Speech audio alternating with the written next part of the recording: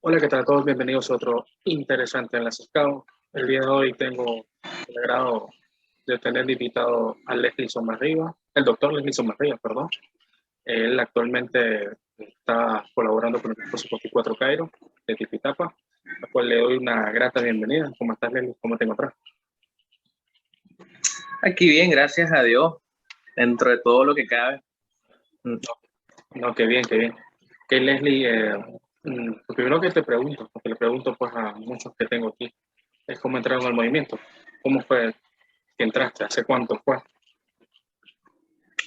Pues realmente es una historia bastante larga. Estamos hablando del 1992. En esa fecha, en ese año, que actualmente yo vivo en Managua, en Tipitapa, pero soy chinandegano. Yo recuerdo de que en ese tiempo de los 90 había muchas actividades y yo siempre miraba a los scouts en la calle, vestido de caqui completo, que a propósito pues yo utilicé el caqui.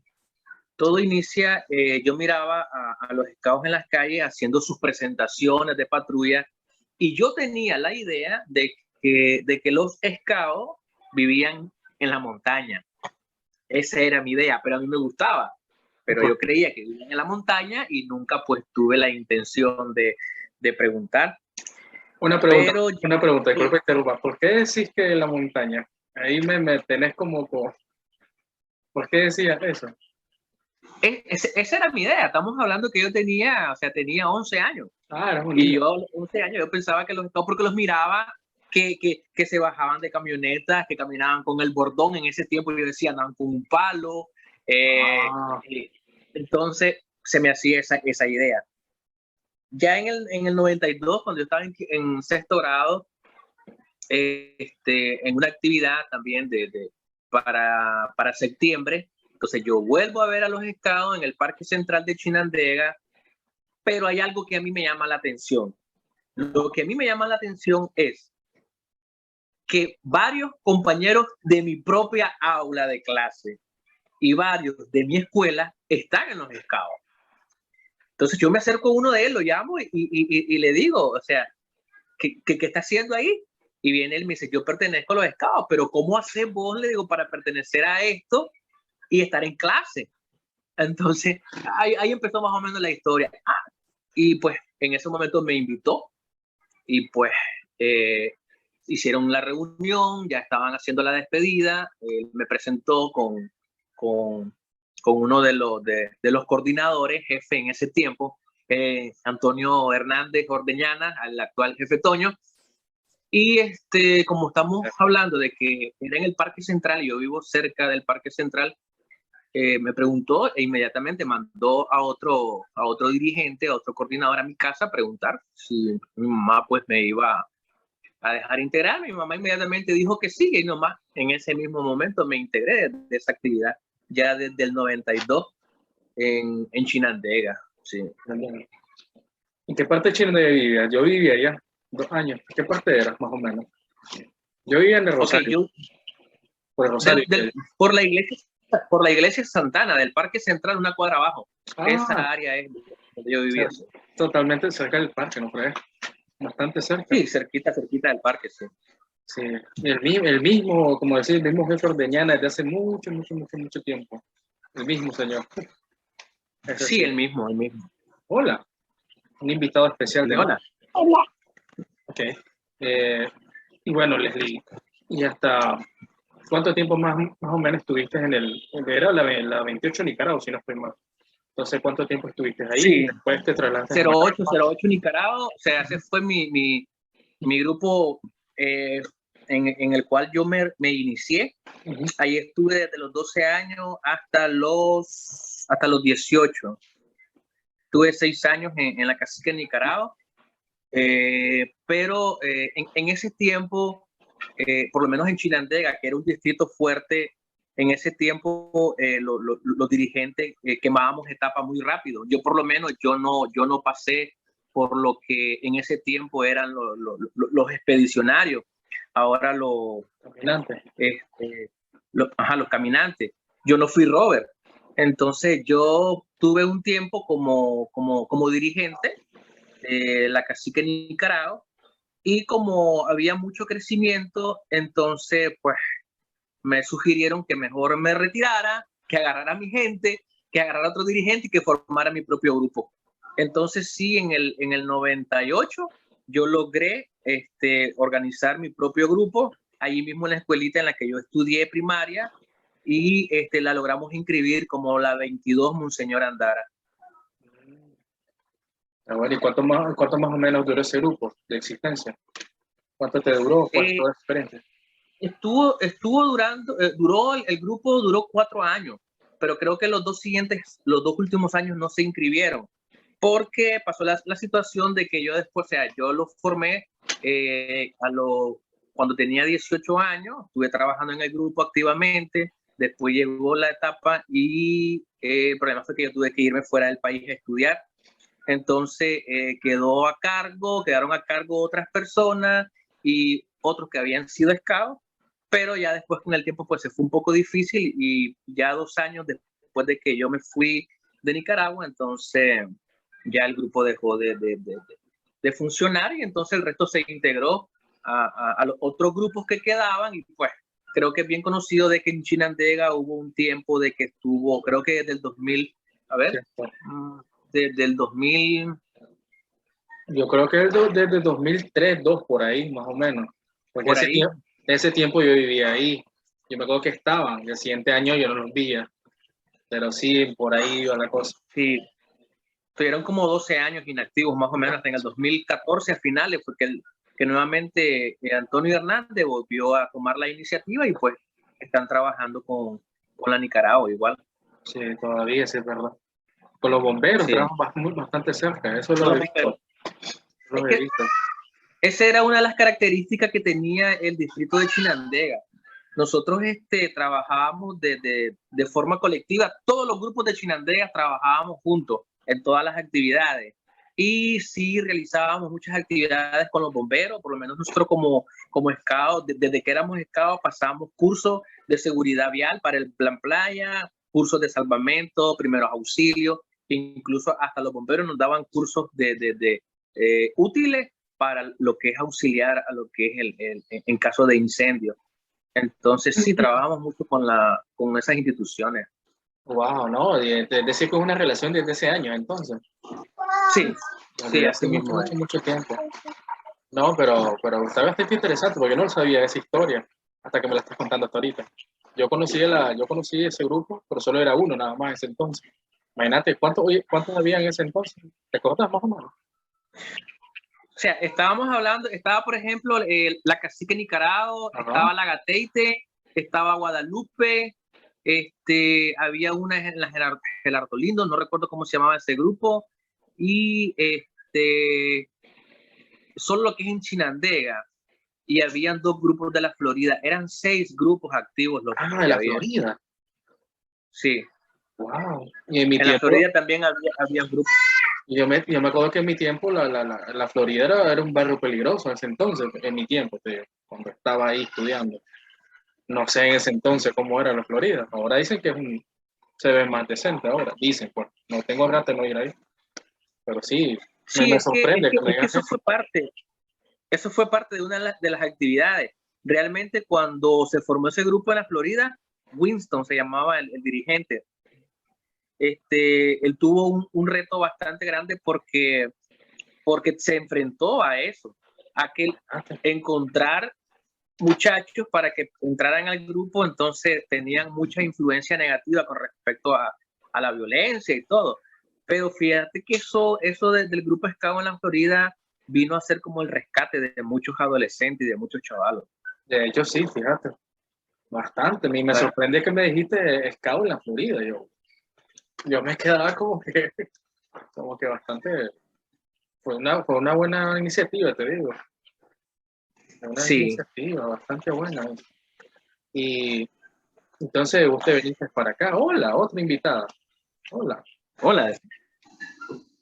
Entonces, de que te fuiste del país, ¿qué pasó después? Porque te vi en la 77 después. Sí, yo me fui del país en el 99 y regresé a principios del 2011. Allá, mientras yo estuve fuera del país, mientras yo estuve en Cuba, nos encontramos con otros scouts. Nos reuníamos como scouts de los diferentes países, hacíamos actividades como scouts, y te voy a contar la historia, cómo fue eso.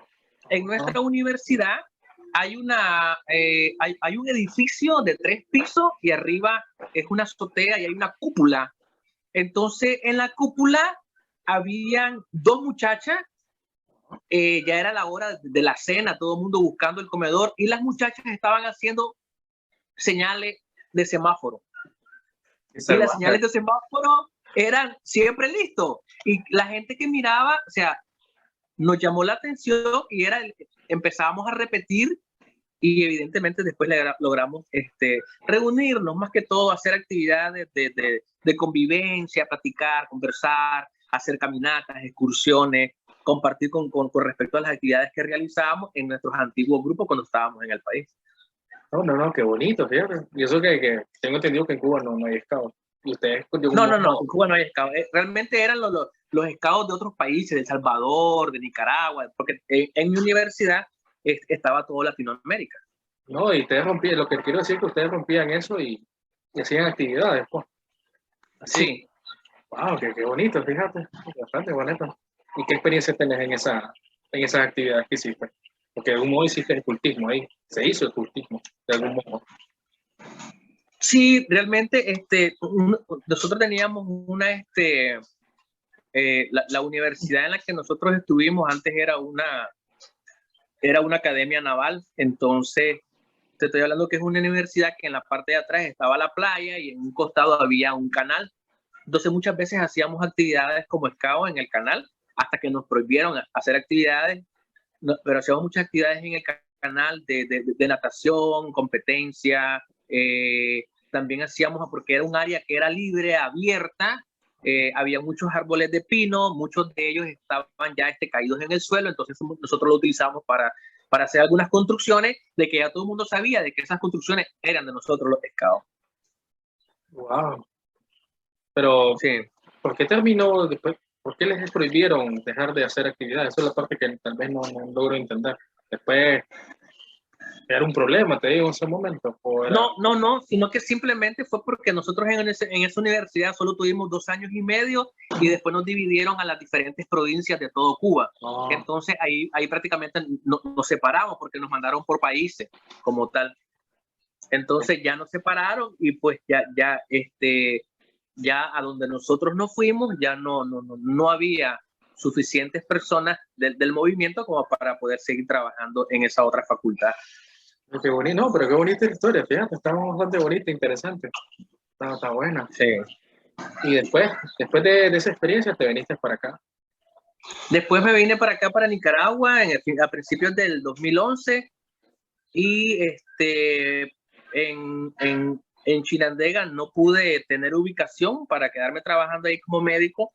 Entonces me reubicaron aquí en Managua, en el Berta Calderón, en el cual trabajo desde entonces. Y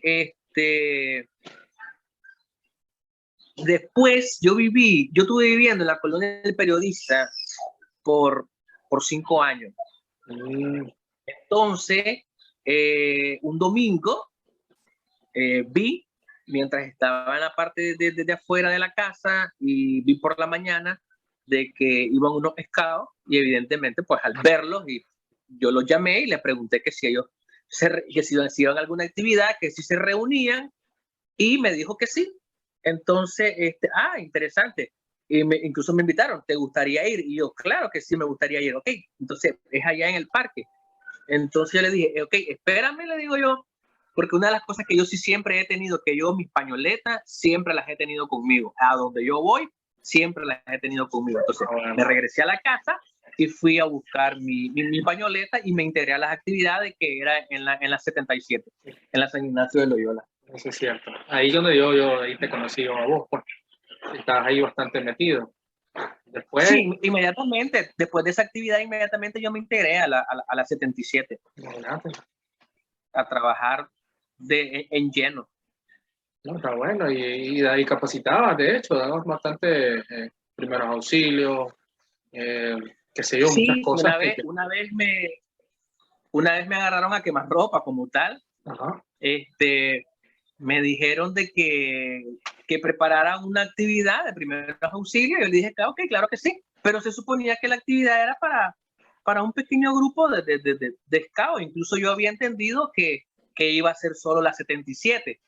Cuando me dicen de que la íbamos a hacer, no hay problema que la hagamos en la asociación. Y yo le dije, no, no hay ningún problema. Entonces ese día que yo llegué, cuando veo, wow, ¿qué pasa aquí? un Entonces montón de me di chavalos cuenta, eran, sí, es verdad, es verdad, sí, sí, me di cuenta que habían hecho una convocación más grande de guías y subguías para hacer para lograr hacer esa actividad. Pero me gustó, fue una experiencia muy bonita porque, o sea, yo vi que los chavalos estaban atentos, estaban atentos. En esa actividad yo empecé a hacer preguntas y miraba que los chavalos contestaban y yo, wow, están atentos.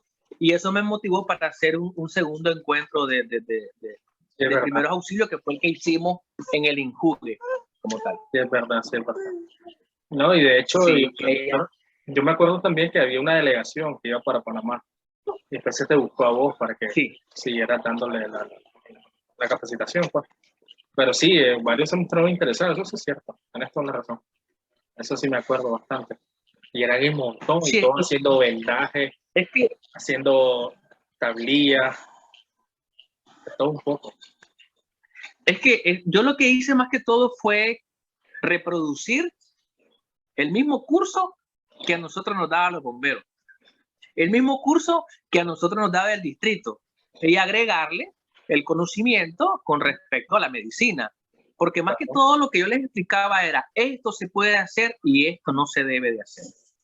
Ustedes deben, cuando uno va al primer auxilio, es simplemente dar una primera atención, pero hay cosas que no se deben de hacer. ¿Por qué? Porque no están capacitados para eso, no están autorizados para eso, no tienen una licencia que les permita hacer ciertas actividades. Y en eso más que todo era en lo que yo me enfocaba, en lo que podemos ayudar, siempre y cuando estemos preparados en la parte de primeros auxilios. Eso es cierto, eso es muy, muy cierto. Ya después te desligaste de la 77, ahora te veo en la Cairo. ¿Cómo fue eso? Ahí, ¿cómo llegaste ahí? Pues? Sí, todo eso fue de que pues en el 2016, Uh-huh. pues iban a ser mi primer hijo y vos sabés de que uno, Sí, cuando van a nacer los hijos, eso te impulsa a hacer muchas cosas. Entonces, pues sentí la necesidad, donde yo vivía en la colonia periodista, yo alquilaba y sentí la necesidad de buscar una casa propia. Y entonces, como mi esposa es de Tipitapa, venimos, ella ya me había hablado de un local, venimos aquí, vimos el residencial, me gustó y entonces me vine para acá. Daba los viajes, seguía integrado en la 77 y dando los viajes para asistir a las reuniones, pero llegó un momento de que ya por cuestiones de trabajo, me vi un poco saturado, difícil de poder asistir a las actividades, entonces tuve que prácticamente apartarme por un tiempo.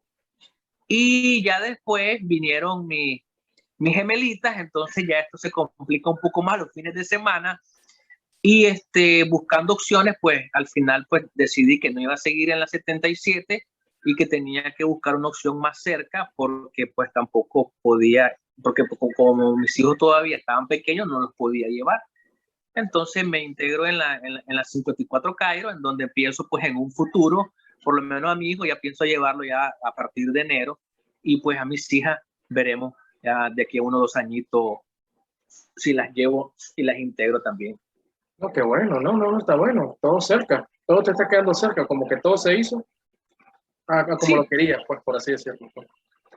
Está buena la sí, idea. No, pero, ¿cómo fue la cosa? De un solo te nacieron gemelas y ahí cambió todo. Ahí te cambió todo sí. de repente. Es que es cuestión de tiempo. Yo amo el escultismo, pero, y pues no quiero desapartarme nunca, pero también son etapas en las que uno tiene que decidir. Yo sé que hay muchos scouts que sus hijos se han criado en el escultismo y todo, pero bueno, criar a 3 niños en el escultismo para mí va a ser muy difícil, entonces tuve que apartarme en ese momento. Es cierto, es cierto. Bueno, y lo otro, pues, Leslie, yo pues, en sí te pregunto, a nivel de eventos, pues, imagino que has asistido a eventos de Scout. ¿Qué podrías decir de un evento que ha sido, por así decirlo, el mejor para vos, que te ha marcado? ¿Qué podrías decir de eso? Uno de los eventos que yo considero que a mí me ha marcado enormemente fue un CONAT en Matagalpa en el 97. Y si te estoy hablando que me ha marcado es porque en ese tiempo yo ya era dirigente, yo ya tenía 17 años, ya estaba trabajando como dirigente. Pero pues mi jefe me dijo, hace tu patrulla, que vas a ir a la última actividad como guía de patrulla, pero yo tengo ya 17 años, va a ir a tu última actividad como guía de patrulla. Y fue en Matagalpa, en San Ramón, una actividad súper espectacular y fue mi último evento como guía de patrulla. ¿Qué te esperas a futuro? Aparte que tus hijos van a estar involucrados, ahora que estás en la Cairo, ¿qué te espera a vos a futuro?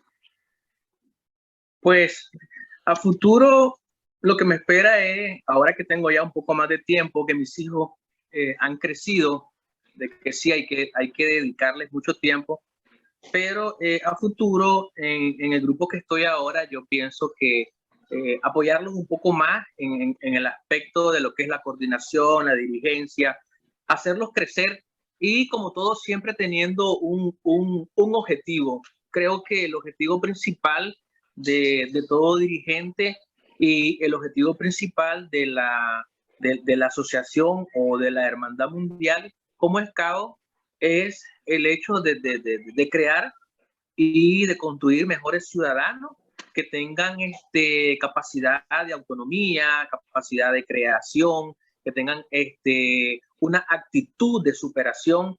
Y eso es lo que yo me gustaría inyectarle como tal a los jóvenes de Tipitapa. En Tipitapa hay que trabajar mucho porque es un municipio en donde los jóvenes están en riesgo, por decirlo así, y creo que los Scouts pudiera ser una alternativa, simplemente que tenemos que cambiar alguna estrategia con respecto a cómo vamos a trabajar y con quién vamos a trabajar. Y pues lo otro es porque creo que es una alternativa. Los Scouts fue una alternativa para mi mamá y va a ser una alternativa para mí con mis hijos, porque mi mamá, cuando ella me dejó integrarme a los Scouts, ella tenía una confianza en el movimiento. Evidentemente, a mis padres los visitaban en la casa frecuentemente, hacían visitas. Y yo recuerdo de que, porque eso después me lo contó Antonio Hernández en otras oportunidades que nos hemos visto, y él me contaba muchas de las cosas que él hablaba con mis papás, porque él era como, mi papá le ponían las quejas, por decirlo así, a él, y entonces él me jalaba muchas veces la chaqueta. Me dio un consejo una vez, como en el 96, sí, en el 96 estaba en cuarto año de secundaria, y ese consejo pues siempre lo mantuve, que fue con respecto a la parte de lo que es la superación profesional. Y como te digo, mi proyección en este momento es hacia los jóvenes y también darles un camino a mis hijos que les sirvan los Scouts como me sirvieron a mí y que los ayuden a crecer en todos los aspectos, en lo personal, en lo profesional, como persona, como ser humano, porque creo que el que realmente ama el escultismo sabe de que una vez Scout, siempre Scout, y es para toda la vida.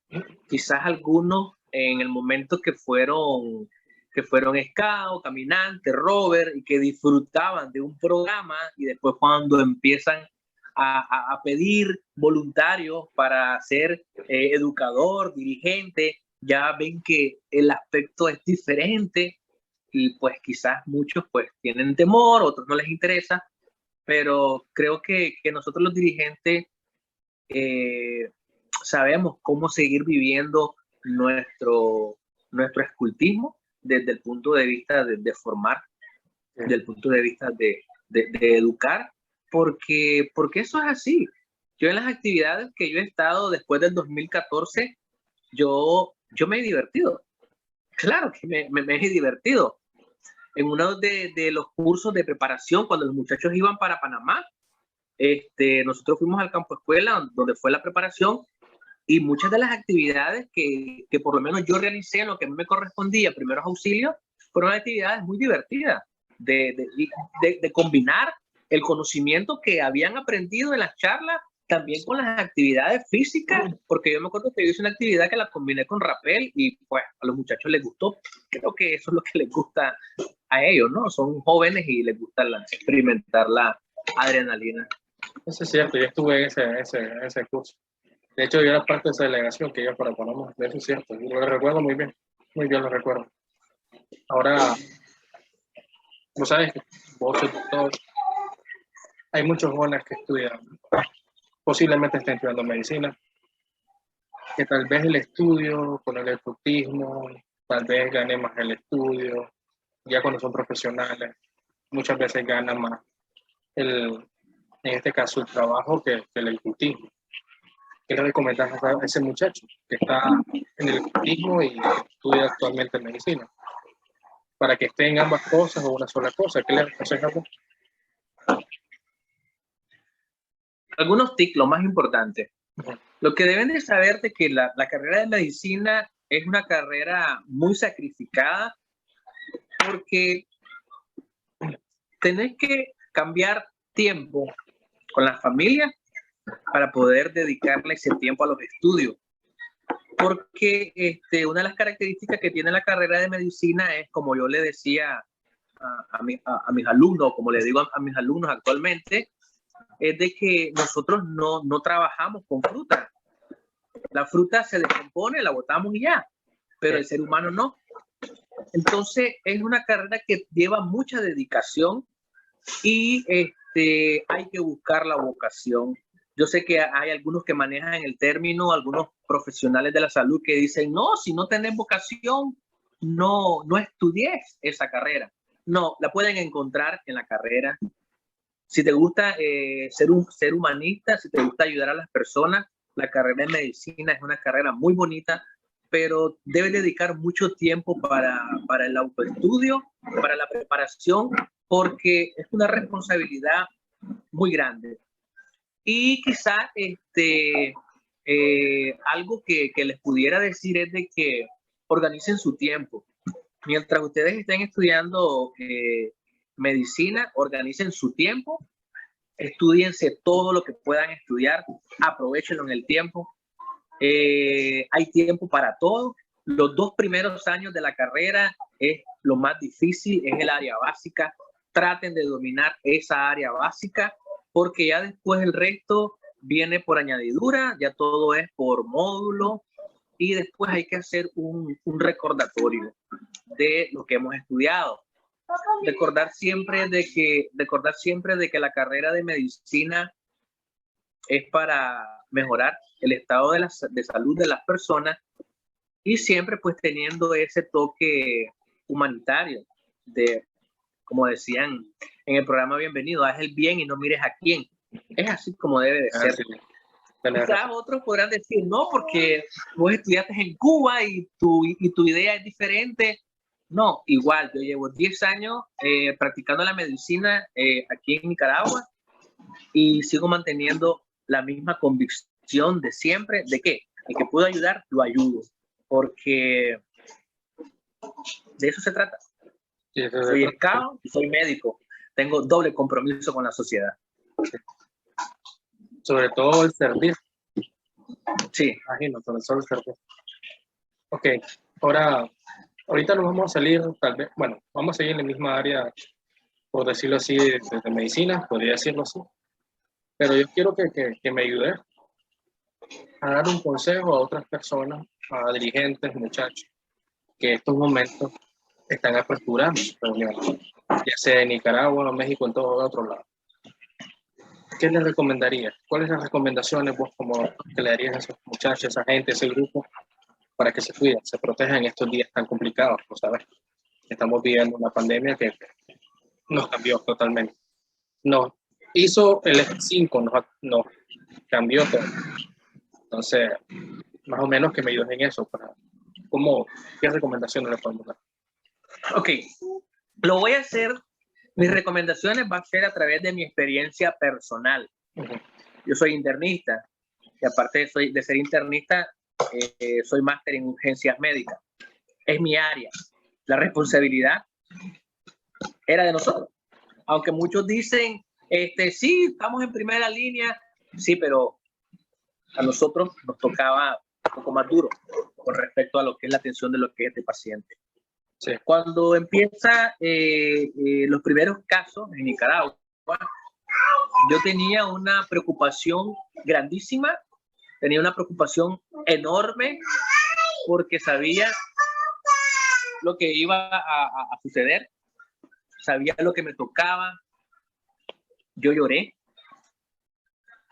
porque me iba a enfrentar a una enfermedad desconocida. Yo no sabía cómo iba a tratarla. Nadie sabía cómo iba a tratarla. Recordando un algoritmo que dice, si no sabes lo que tiene el paciente, trata los síntomas. Sí, pero según lo que se estaba hablando en el momento, es una enfermedad donde hay una respuesta inflamatoria intensa y si a este paciente no le resolvía esa respuesta inflamatoria, evidentemente su trastorno a nivel pulmonar era grave. Sí. Después, posteriormente, cuando ya empecé a estar en la sala, a estarme poniendo el traje, es muy sofocante ponerse ese traje, pasar mucho tiempo en esa sala, ver un paciente, ver otro paciente. O sea, la responsabilidad. A mí me tocaba pasarle visita todos los días a los pacientes de respiratorio de mi sala. Si el paciente se agravaba, me tocaba entubarlo, revisarlo. Tuve mucho contacto con estos pacientes y evidentemente tenía miedo. Pero yo hice dos cosas en este momento. Lo primero fue ponerme bajo el manto celestial de nuestro Padre Santísimo, fue lo primero que hice. Y lo segundo que hice fue protegerme siempre. A tal punto de que en esa primera etapa del 2020, yo me aislé por completo de mi familia. Tuve 73 días sin ver a mis hijos. Yo iba al trabajo, miraba a mis pacientes privados también, casi todos con COVID. Regresaba a la casa, entraba por una puerta diferente, me quitaba la ropa. 73 días sin ver a tu familia. 73 días sin ver a mis hijos. Wow, eso sí no lo esperaba. Ah. Wow, eso sí no. Entonces,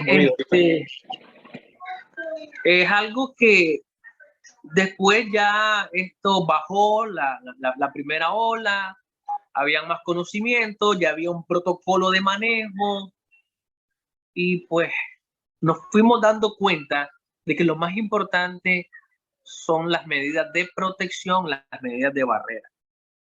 Porque yo estuve, o sea, es que yo vi cientos de pacientes de todos los tipos, no es solo el que evolucionaba como leve, yo también tuve a los pacientes graves que los detuve así de cerquita porque para poder entubar a un paciente, o sea, te acercas prácticamente a unos 10 centímetros de ese paciente. Tuve contacto con todos estos pacientes que evolucionaban grave, con muchos que fallecieron y todo, y nunca tuve ningún síntoma, nunca manifesté el COVID, ni aunque sea leve lo manifesté, y fue por todas las medidas de protección.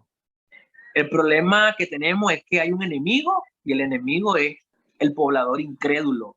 El poblador incrédulo que cree que no existe la enfermedad, ese es un enemigo para nosotros, porque es el que está propagando más la enfermedad, y porque muchas veces yo los veo. Yo camino en la calle normal a diario y mira, sigo viendo y yo digo, no, vale más que ahora pues no hay el virus no tiene mucha fuerza, porque sigo viendo personas que andan sin protección. Otra de las cosas es que hay algunos ciudadanos que creen de que el haberse vacunado, o sea, los transformó en Superman y en inmunes. Porque tienen esa idea, se vacunaron y no usan medidas de protección, sin embargo deben de saber de que la vacuna, o sea, solo los protege por un determinado tiempo, no les da una inmunidad permanente. Te vacunaste este año, probablemente el próximo año te va a dar COVID, porque una cosa, mala noticia, no sé, pero hay que empezar a ir haciendo conciencia. El COVID vino para quedarse. Siempre va a existir COVID, simplemente que la virulencia o la fuerza de infectación del mismo va a ir disminuyendo. Pero el COVID vino para quedarse. Es un virus estacionario, es del mismo grupo de la gripe, un coronavirus, y siempre va a venir con las estaciones de frío, de lluvia, siempre van a haber casos de COVID, igual como pasó con el influenza H1N1, que todavía hay casos de H1N1, lo que pasa es que se han venido enmascarando por el COVID, pero tienen que cuidarse siempre. Recomendaciones: una persona puede tener el COVID, pero si usted no se acerca a esa persona a una distancia menor de 1 metro, si usted no interactúa con esa persona sin protección facial, no se va a contagiar del COVID. Cosas importantes. Se decía muchas veces de que cuando la persona habla, estornuda o tose, expulsa las partículas, y que esas partículas al caer en la mesa, en el piso, en los diferentes objetos, y uno toca ese objeto y después se lleva la mano a la boca, que se contagia. Realmente no, eso no, ya no es tan así, porque eso depende de cantidad. El contacto es directo. La persona estornuda, yo inhalé ese estornudo y evidentemente voy a pasar por un proceso. El proceso va a depender primero de la cantidad de vacuolas que yo inhalé. En segundo lugar, de mi propio sistema inmunológico. También va a depender para poderme contagiar. Y si uno tiene eso en contra, por ponerte un ejemplo, si estuviste con esa persona, a ver, ¿quién se infecta? Se infecta el familiar. Vino una persona y constantemente viaja en el transporte público, él se contagió en el transporte público porque viaja con las mismas personas, después esa persona llegó a su casa y con el que convive lo va a contagiar porque tiene ese contacto menos de 1 metro y más de una vez en la semana. Entonces, ahí es donde sucede lo que es el contagio. Pero prácticamente en un primer contacto con medidas de protección es bastante difícil que uno se vaya a contagiar. Entonces, mis recomendaciones son: usen las mascarillas siempre, lávense las manos. No se pueden lavar las manos. El alcohol gel no mata el virus, pero da un poco de asepsia a las manos, porque si nosotros andamos la mano sucia y no nos lavamos las manos, pero agarramos alcohol gel, eso hace una ligera limpieza y por lo menos es un método de barrera, ¿no? Sí, sí. Lo que te quería preguntar, eso de la vacuna. Muchos dicen, esta vacuna es buena, esta vacuna no, esta vacuna sí, esta vacuna podría ayudarme. ¿Qué puedes decirle a esa gente que tiene esa duda sobre vacunarse o no vacunarse? Porque estás diciendo también de que es algo que no es, como te digo, no te garantiza tu inmunidad ante el virus. Obviamente eso no garantiza nada que te hayas vacunado. Sí te protege, sí, eso sí. Pero, ¿qué le dirías a esa persona que tiene esa duda todavía? Porque actualmente ninguna vacuna te da una inmunidad de por vida, ninguna, todas son limitadas. Entonces, ¿qué es lo que pasa? De que no es que exista una vacuna mejor que otra, simplemente la diferencia es de que han sido elaboradas bajo tecnologías diferentes y en tiempos diferentes. Si nos ponemos a pensar, una de las primeras vacunas que aparece, por ponerte un ejemplo, es la vacuna rusa, y evidentemente la vacuna rusa que se estaba produciendo en aquel tiempo, que ahora ha sido mejorada, evidentemente a esta fecha ya existen vacunas de que tienen un poco más de eficiencia y de eficacia, porque simplemente ya han sido elaboradas con una tecnología superior y con el conocimiento de la vacuna anterior. Entonces, todas las vacunas son buenas, la que usted tenga acceso a ponérsela, póngasela, recuerde de que es un beneficio y no lo va a pagar sobre todo, así que a caballo regalado, no le busque colmillo. Es mejor ponerse una vacuna, aunque sea la que me da 60% de eficacia, pero le da un 60% que no tenía. Y eso lo va a proteger a usted de que tenga una evolución grave de lo que es la enfermedad. Hay vacunas que tienen un porcentaje mayor que otra. No me voy a referir a nombres comerciales por cuestiones de ética, pero sí les voy a dar esa recomendación. Vacúnese si tiene la oportunidad, porque en otros lugares no todas las personas han tenido la oportunidad de vacunarse. Y lo otro, porque si usted se vacuna, estaría haciendo homenaje a todas aquellas personas a nivel mundial que murieron con el sueño de que existiera una vacuna. Es cierto, muy, muy cierto. Y aquí viene algo bastante curioso que te quería preguntar, ya que a mí obviamente me dio. Obviamente mis síntomas no fueron, obviamente, como muchas personas. Esto va variando, depende del cuerpo. Depende del mismo sistema inmunológico de la persona. Esto es diferente en diferentes personas. ¿Cómo sería la reacción en cada uno? Eso es lo que he querido preguntar. Preguntar a un doctor, pues, sí. Ok, generalmente ya anteriormente te había dicho que esto varía. De que una persona manifieste la enfermedad de forma leve, moderada o grave, depende primeramente de la cantidad de virus que esté inhalando, de la cantidad de vacuola que esté introduciendo a su cuerpo. Y lo otro depende de lo que es su sistema inmunológico. Hay un sistema inmunológico a nivel de lo que es la cavidad oral y las fosas nasales, y entonces este te va a defender de esa primera entrada. Si el virus logra sobrepasar esa primera barrera, él va a tratar de llegar a tu pulmón, a una célula conocida como alvéolo, y va a tratar de infectarla. Pero el resto del sistema inmunológico te va a ayudar. Y si el sistema inmunológico, aunque el virus entre, porque eso sí lo que te voy a decir, todos nos hemos contagiado, pero no todos nos hemos infectado, porque nuestro sistema inmunológico nos ha ayudado en ese aspecto. ¿A quién ha venido afectando? Afectando a todas aquellas personas que tienen comorbilidades, que tienen una enfermedad crónica. ¿Y esto por qué? Porque las personas que tienen enfermedad crónica tienen tejidos dañados, tienen tejidos lesionados, y estos son sitios en los cuales el virus se une con mayor facilidad. Hablemos de la persona con sobrepeso, de la persona con obesidad.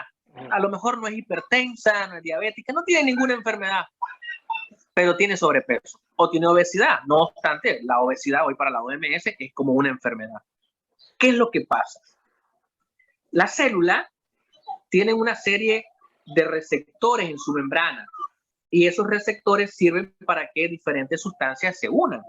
El virus muchas veces aprovecha lo que son esos sitios de unión. Entonces, ¿qué es lo que pasa?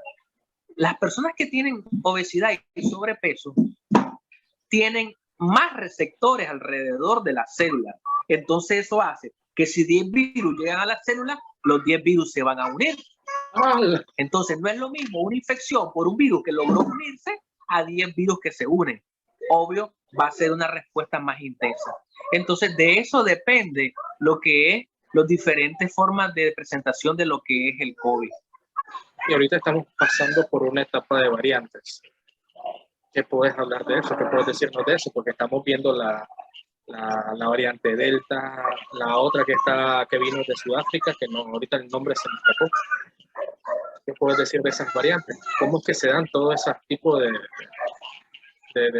variantes? Valga la redundancia. ¿Cómo es que se dan todo ese tipo de hermanos del virus, por así decirlo? Sí, cuando hablamos de variantes, lo que estamos hablando es de que es una forma evolutiva del virus. El virus también trata de sobrevivir al igual que lo hacemos nosotros. Entonces, él lo que hace es que él muta para poder tener una forma diferente de entrar al organismo de un ser humano y una forma diferente de poder contagiarlo. Siempre el virus trata de burlar a lo que es el sistema inmunológico para poder llegar a una célula, que ese es su objetivo. Su objetivo es llegar a una célula e inyectar el ADN de él mismo y poder reproducirse, que es lo que se conoce como replicación, y después la reproducción de lo que es el virus. Ese es su objetivo para el poder sobrevivir. Entonces, la variante se refiere simplemente a una forma diferente de sintomatología y una puerta de entrada completamente diferente. En las 3 variantes que hemos tenido hasta ahora, bueno, todavía no han confirmado el Omicron en Nicaragua. Entonces, vamos a decir, en las 2 variantes que hemos tenido hasta ahora, o en las 3 variantes que existen actualmente en el mundo, que no ha entrado todavía a Nicaragua, la puerta de entrada es la misma, una vía respiratoria. Los síntomas sí varían un poco. En la primera variante los síntomas más que todos eran respiratorios. Posteriormente, en la variante Delta ya se agregaba un componente gastrointestinal, y en esta variante pues ya hay un componente más asintomático. Y algunas de las cosas que por lo menos he leído, porque como yo no te puedo dar mi experiencia personal porque todavía no he atendido pacientes con la variante Omicron, pero sí lo que he leído, porque estoy obligado a estarme instruyendo constantemente porque sé que en algún momento me va a llegar este paciente, es de que está en la variante cerebral, está evolucionando como lo que más llamamos en el lenguaje popular como derrame cerebral. Entonces, ¿qué es lo que pasa? De que como este virus produce una reacción inflamatoria a nivel sistémico, o sea, en todo el cuerpo, puede provocar una reacción inflamatoria en los vasos sanguíneos, y esto lo que hace es que va a acelerar la coagulación. Entonces, con respecto al COVID, lo que se ha destacado es de que los vasos sanguíneos, sobre todo las arterias a nivel cerebral, pueden desencadenar un proceso inflamatorio, forman un coágulo, eso se conoce como trombosis, y todo lo que está por detrás de ese coágulo que obstruye la arteria evidentemente muere. ¿Y qué es lo que pasa? De que los síntomas están siendo muy ligeros. Normalmente un paciente, cuando va a tener un tipo de derrame cerebral, en este caso sería un accidente cerebrovascular isquémico, porque lo que hay es una obstrucción de lo que es la arteria, entonces tiene muy pocos síntomas, y están haciendo pérdida del conocimiento súbito, que muchas veces corresponde con la rotura de uno de estos vasos sanguíneos. Wow, eso sí, no lo sabía. Wow. ¿Y vos crees que esto está pasando por la misma irresponsabilidad de la gente? Vos sabes que la gente no se está cuidando, hay gente que no se pone mascarilla, no se protege. Obviamente esto va creciendo más. Se está, como dicen, mutando de diferentes maneras. Es que están confiados de su forma de pensar, ha de ser de que hasta ahora no nos ha pasado nada, no hemos usado mascarilla, o no la hemos usado permanentemente y no nos ha pasado nada. No les ha pasado nada tal vez a lo mejor a algún familiar, y eso hace pues de que todavía haya personas que no hacen conciencia con respecto a lo que nos estamos enfrentando. Pues creo que solo el que lo ha vivido en carne propia, y yo pues que he visto muchos pacientes con esta enfermedad, pues podemos darte la recomendación de que sigan utilizando lo que son todos los medios de protección. Y lo otro, Leslie, que es difícil en el mundo scout hablar de que, porque ahora todo es virtual, estamos ahorita en un área virtual, estamos hablando virtualmente. Lo otro sería de que el movimiento está bastante detenido porque la mayoría de nuestras actividades son de contacto. Es muy complicado, me imagino, que nosotros volvamos a una normalidad, por así decirlo, pronto, que es lo que muchos creen que va a pasar, y obviamente vos mismo lo dijiste, esto vino a quedarse. Entonces, está como complicado que nosotros, bueno, hay muchas actividades que podemos hacer, pero es bastante complicado no tener contacto con las personas en este movimiento scout. No sé si estás pensando en ese mismo sentido que yo. No sé qué se recomendaría, seguir las actividades así o simplemente variar bastante, al de evitar el contacto. No, lo que se debe, o sea, recesar y que no nos reunamos del todo, o sea, no es una estrategia adecuada. Lo que se debe de hacer es una estrategia de promover siempre lo que son las medidas de protección. Por ejemplo, actividades que muchas veces los muchachos hacen, los caminantes, donde existe un contacto físico y todo lo demás, y probablemente contacto con líquidos corporales, eso debemos de evitarla. Pero actividades como, por ejemplo, capacitaciones, convivencia, perfectamente se puede hacer. Las personas cotidianas las siguen haciendo ese tipo de actividades, simplemente haciendo uso de lo que son los medios de protección. Siempre mantenernos las personas que realmente creemos en que existe este virus, que realmente creemos de que protegiéndonos vamos a poder evitar la propagación. Lo que tenemos que hacer es mantenernos firmes, seguir, o sea, bombardeando las redes sociales, sentirse con el derecho, porque a mí me ha pasado muchas veces, estar en una fila y sentirse con el derecho de decirle a una persona que esté al lado: señor, si usted no está usando mascarilla, por favor, hágase un poquito más para allá, porque es un derecho. Si la persona no quiere usar mascarilla, yo tengo el derecho a que no estén hablando sobre mí y mucho menos a que estén cerca, a guardar la distancia. O lo otro, ni modo, salirse de la fila e irse, porque creo que son conductas de responsabilidad y de protección, porque nos vamos a encontrar muchas personas que andan en la calle sin medidas de protección, que piensan que todo está normal, que no hay virus, que ya esto se fue, y que nos encontramos a veces en esas situaciones, que quieren hablar directamente cerca de nosotros, o el que tenemos atrás está hablando